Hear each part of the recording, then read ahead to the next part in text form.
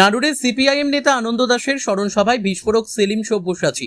নানুরের প্রাক্তন বিধায়ক তথা সিপিআইএম নেতা আনন্দ দাসের 15তম মৃত্যুবার্ষিকী উপলক্ষে সোমবার বিকেলে নানুর বাসস্ট্যান্ড সংলগ্ন স্থানে একটি মাঠে স্মরণ সভার আয়োজন করে সিপিআইএম। সভায় উপস্থিত ছিলেন সিপিআইএম এর রাজ্য সম্পাদক মোহাম্মদ সেলিম, আইনজীবী ও বাম নেতা সব্যসাচী চট্টোপাধ্যায়, জেলা সম্পাদক গৌতম ঘোষ, রাজ্য কমিটির সদস্য শ্যামলী প্রধান, আনন্দ দাসের স্ত্রী হাসি দাস সহ অন্যান্যরা। এদিন এই সভা শেষ হতেই সভা মঞ্চ ছাড়ার সময় হঠাৎই মঞ্চের একটি অংশ ভেঙে পড়ে। তবে বড় ধরনের কোনো দুর্ঘটনার খবর মেলেনি। উল্লেখ্য, 2010 সালের 29শে জুন রাজনৈতিক হিংসার ঘটনায় প্রাণ হারান আনন্দ দাস। ঘটনার 15 বছর পেরিয়ে গেলেও এখনো হত্যাকাণ্ডের বিচার সম্পূর্ণ হয়নি। এই দিনের সভায় বক্তারা মামলার বিচার প্রক্রিয়াটিরও পুনরায় শুরু করার দাবি তোলেন। বক্তব্য রাখতে গিয়ে মোহাম্মদ সেলিম রাজ্যের শাসক ও বিরোধী দলকে কটাক্ষ করেন। অন্যদিকে সব্যসাচী চট্টোপাধ্যায়ও একাধিক রাজনৈতিক প্রসঙ্গ তুলে বক্তব্য রাখেন। স্মরণ সভাকে ঘিরে এলাকায় দলীয় কর্মী সমর্থকদের উপস্থিতি ছিল চোখে পড়ার মতো। নানুর থেকে শুভদীপ গৈয়ের রিপোর্ট, বিগ নিউজ বাংলা। নভেম্বর বিপ্লবের পতাকা তোলার জন্য এখানে আমাদের পার্টির এক কর্মী কমরেড বাদল শেখ, তাকেও পর্যন্ত ফোন করেছিল তৃণমূলের পার্টি অফিসে ঢুকিয়ে। সেদিন আমরা এফআইআর টুকু করাতে পর্যন্ত পারিনি, কারণ সেই পরিস্থিতি সেই গ্রামে ছিল না। কি পরিস্থিতির মধ্যে দিয়ে সেখানকার কমরেডরা কাজ করেছিলেন, আমাদের যারা আমরা আইন আদালতের সঙ্গে বিচার ব্যবস্থার সাথে যুক্ত আছি, যে সমস্ত পার্টি কমরেডরা আমরা জানি। আমরা দেখেছি গোটা নানুরকে কেন্দ্র করে শুধুমাত্র ক্ষমতা হাতে থাকার জন্য কিভাবে একজন দুজন ব্যক্তি যারা নিজেদেরকে কিছু গ্রামের মালিক বলে মনে করত, তাদের গ্রামগুলোতে কোনো আইনের শাসন ছিল না। যেমন একটা গ্রাম আছে পাপুরি বলে, এখানে পাপুরি থেকে কেউ এসেছেন কিনা জানি না, যদি এসে থাকেন তাহলে তারা জানেন ওই গ্রামে গত 15-16 বছর কোনো আইনের শাসন সেখানে ছিল না। একটাই শাসন চলতো, সেটা হচ্ছে ওই এখানকার যে মুকুটিন সম্রাট নিজেকে মনে করত, এখন ভালো সেজেছে। আমি জানি না শুভেন্দুবাবুর সরকার পশ্চিমবাংলায় প্রতিষ্ঠিত হয়েছে 10 বছর, 12 বছর, 13 বছর আগেকার মামলায় নাকি গ্রেপ্তার করছেন বিভিন্ন জায়গায়। আমি 2015 সালে কোরবান শেখ হত্যায় প্রথম 1 নম্বর চার্জশিটের যে আসামি, মমতা ব্যানার্জির পুলিশের দেওয়া চার্জশিট, 3টে খুন হয়েছিল, 3টে খুন পাপুরির কাছে বাসাপাড়ায়, 3টে খুন একদিনে হয়েছিল। সেই খুনের যিনি প্রথম আসামি চার্জশিটেড অ্যাকিউজ, তার নাম ছিল কাজল শেখ। কবে শুভেন্দুবাবু গ্রেপ্তার করবেন? এখানে পুলিশ আছে, আপনারা জবাব দেবেন। যদি না হয় আমরা আগামী দিনে গ্রেপ্তার করব। খুন করেছে, খুনের অভিযোগ ছিল এই নানুর থানা, দিনের পর দিন সেই রেকর্ড। আমি শুধুমাত্র ওকে বলবো না তো,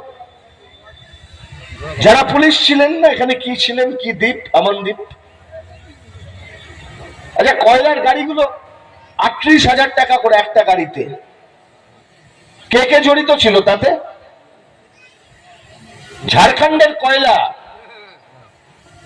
তুলে সেগুলোকে সেফ প্যাসেজ করে দেওয়া হচ্ছে। জানতেন না থানার ওসি, থানার বড়বাবু, এখন জানেন না? তাহলে প্রতিদিন যদি 38,000 টাকা করে একটা গাড়িতে কয়লা তোলা হয়, তাহলে প্রতিদিন কটা করে গাড়ি যাচ্ছে আর কত টাকা উঠেছে? আর সেই টাকার বখরা কারা পেয়েছে? সেটা বোলপুরের বাঘ পেয়েছে না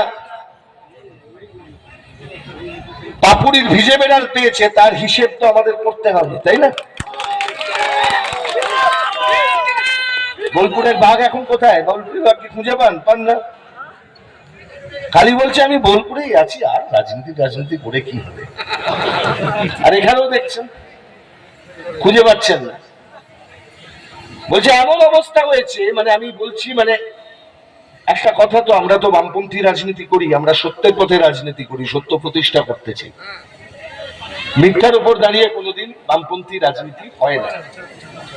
তাহলে অনেক দল তো মিথ্যার উপর দাঁড়িয়ে তৈরি হয়েছে, সেই দলগুলো আসে আবার যায়। সেলিমদার ভাষায় বললে ওই উল্কার মতন ওঠে, উল্কার মতন পড়ে। সেলিমদা বোঝাবেন আপনাদের বলবার সময়, দলগুলো উবে যায়। এটা সুপ্রিম কোর্টের প্রাক্তন বিচারপতি, প্রধান বিচারপতি, তার কমিশন ছিল, এবং এখানে ব্যাকওয়ার্ড কমিশন হিসেব করে 7 এবং 10 করে 17 এ এবং বি তারা চেক করেছিল। কিন্তু মমতা ব্যানার্জি যখন বলেছিলেন এটা ঠিক হয়নি, আমি ভালো করব, যেরকম ধোকা দিয়েছেন বিশেষত মুসলমান ওবিসি যারা আছে, নস্য শেখ আছে, শেরশাবাদী আছে, তাদেরকে তিনি ধোকা দিলেন। এবং হাইকোর্ট থেকে সুপ্রিম কোর্টে তো বারবার বলল ওটাকে শোধরালো না, কারণ আরএসএস চায় না এই রিজার্ভেশন হোক ওবিসি। যখন মন্ডল কমিশনে ছিল তখনও রাস্তায় নেমেছিল বিপি সিং এর বিরুদ্ধে। আমরা জানি তারা উচ্চবর্ণের মনুবাদী, তারা কখনোই ওবিসির পক্ষে না, আর মুসলমান পিছিয়ে পড়ার জন্য তো একদমই নয়। আর সেই জন্য দাঁড়িয়ে তারা আজকে ওটাকে আইন করে এই যে ব্যাকওয়ার্ড ক্লাস কমিশনের আইন তাকে পাল্টে এবং ওবিসি রিজার্ভেশন আইন পাল্টে তারা যে 10% ওবিসি এ ছিল সেটাকে শেষ করেছে। কিন্তু এটা এমনিতেই শেষ হয় না, কারণ এর বিরুদ্ধে কোর্টে গিয়েছিল, আমরা যখন করেছিলাম তখন কোর্টও কিন্তু এটাকে খারিজ করেনি তখন। কিন্তু Mamata Banerjee SC ST OBC Trinamool দলের লোকজন টাকা পয়সা নিয়ে অনেক ভেজাল, অনেক নকল সার্টিফিকেট দিয়েছিল। তাহলে নকল যাদের সার্টিফিকেট দিয়েছে, যারা দিয়েছে যে এসডিও যে অফিসার, তার বিরুদ্ধে ব্যবস্থা নেওয়া উচিত। যাদের নকল সার্টিফিকেট আছে সেগুলো ফেরত নেওয়া উচিত। কিন্তু তার বদলে তুমি পুরোটাই নষ্ট করে দেবে, এটা তো হতে পারে না। ট্রাইবালদের ক্ষেত্রেও নকল সার্টিফিকেট আছে, এসসির ক্ষেত্রেও আছে, এসটির ক্ষেত্রে আছে, ওবিসির ক্ষেত্রে আছে। তাহলে জালিয়াতি সব জায়গায় হয়েছে, যেমন ঘরের ক্ষেত্রে টাকার ক্ষেত্রে হয়েছে, যেমন 100 দিনের কাজের ক্ষেত্রে হয়েছে। আমরা বলেছি জালিয়াতি ধরো, কিন্তু বিজেপি জালিয়াতদের না ধরে এই যে পিছিয়ে পড়া গরিব মুসলমান ওবিসি তাদের রিজার্ভেশনটাকে বন্ধ করছে। এই বিলের বিরোধিতা করে ঋতুব্রত গোষ্ঠীর বিধায়করা আজকে বেরিয়ে যান, কিন্তু তার মধ্যে 5 জন বিধায়ক থেকে যান, যেখানে কাজল শেখ ছিলেন। তোমরা অনেক বাজার করো, কিন্তু দালালদের বাজার আমি কোনো কথা বলি না। আজকের দিনে শতাব্দীরাই মুখ খুলছে, বিগত 15 বছরের ক্ষমতায় ছিল তখন মুখ খুলেনি। আজকে অভিষেকের নামে দুর্নাম করছে, মমতার নামে দুর্নাম করছে, কি বলবেন? এটা অভিষেক আর মমতা বুঝুক যে দল করার নামে কীরকম লোকজনকে জড়ো করেছিল। তারা ওরা হচ্ছে সবাই কাজের বেলায় কাজী, কাজ ফুরলে পাজি। আমরা তো আগেই বলেছিলাম, কিন্তু মমতা ব্যানার্জি ভিড় জমানোর জন্য গ্রামে গঞ্জে যেমন যাত্রা আসে, সেরকম মমতা ব্যানার্জি নায়ক নায়িকা গায়ক গায়িকাদের নিয়ে ভিড় জমিয়েছিলেন। শতাব্দীরা তো নিজেই বলেছিল আমাকে বিনা পয়সায় দেখতে পাবেন, এই জন্য ভোট দিন। কিন্তু এখন বিজেপি মনে করছে তাকে দেখিয়ে যদি ভোট নেওয়া যায়, সেটা বিজেপির সিদ্ধান্ত হবে। কিন্তু এরা সৎ নয়, এটুকু বোঝা যায়। এটা হচ্ছে গরিব মানুষের বিরুদ্ধে যুদ্ধ ঘোষণা। কারোর ভোটের অধিকার কেড়ে নিচ্ছে, কারোর জীবন জীবিকার অধিকার কেড়ে নিচ্ছে, কারোর ডালা কেড়ে নিচ্ছে, কারোর দোকান ভেঙে দিচ্ছে, কারোর ঘর ভেঙে দিচ্ছে। এটা হচ্ছে প্রবলের যে প্রতিপত্তি, আধিপত্য, সেটা দেখানোর জন্য দুর্বলের বিরুদ্ধে যুদ্ধ ঘোষণা। এই জন্য সব দুর্বল মানুষকে এক পাঠতে হয়। আমরা তো লড়ছি, যেখানে যেখানে লাল ঝান্ডার যা শক্তি আছে সমস্ত শক্তি নিয়ে আমরা হেঁটে খেটে নেটে কোর্টে আমরা লড়াই করছি। এই লড়াই জারি থাকবে। কাজল শেখ বলেছিল গলা কেটে দিলেও, কাটা গলা থেকে মমতা বন্দ্যোপাধ্যায়ের নাম উঠে আসবে। এখন সেই কাজল বিজেপির বি টিমে। আমি তোর গলা কাটার কথা বলছি না। আসলে এরা বেশি গলাবাজি করে পুলিশের বন্দুক আর মস্তানি দেখিয়ে। এদের মস্তানি ফুটো করির, যেহেতু পুলিশ আছে পেছনে, মিথ্যা মামলা দেবে, গাঁজা কেস দেবে, পানি কেস দেবে, সেই জন্য এরা মস্তানি করেছে। যেই মুহূর্তে রাজ্য সরকার থেকে সরে গেছে, পুলিশ যেহেতু নেই, এখন যেখানে পুলিশ আছে সেখানে যাবে। তাহলে এদেরকে তৃণমূল পার্টি বলো না, বিজেপি পার্টি বলো না, এরা পুলিশ পার্টি। অভিন্ন দেওয়ানি বিধি বৈষম্য বাড়াবে নাকি মানুষের জন্য উপকার হবে? অভিন্ন দেওয়ানি, আচ্ছা, বৈষম্যকে যদি দূর করতে হয় তাহলে সাম্যের কথা বলতে হবে। বিজেপি কোনো সাম্যের কথা বলে, সমতার কথা বলে? তারা তো বৈষম্যের কথা বলছে।